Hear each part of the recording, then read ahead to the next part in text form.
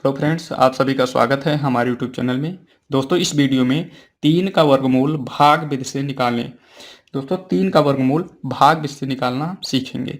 तो चलिए दोस्तों, वीडियो को हम शुरू करते हैं। बहुत आसान तरीका है, आप वीडियो को अंत तक जरूर देखना।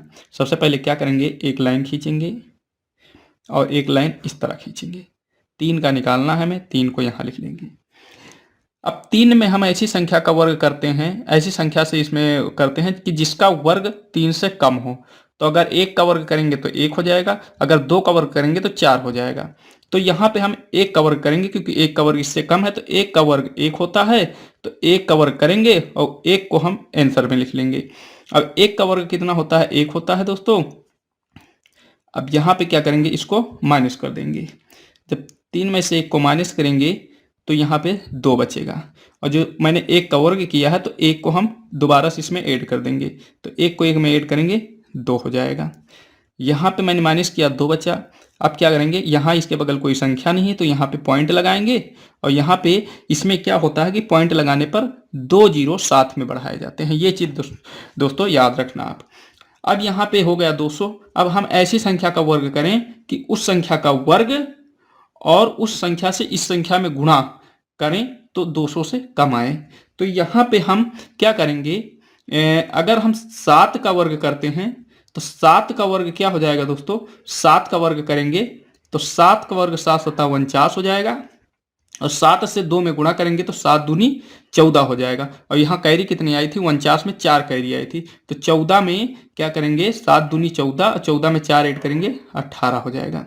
7 को फिर हम इसमें ऐड कर देंगे क्योंकि 7 का मैंने वर्ग किया है, तो 7 को उसमें हम ऐड कर देते हैं।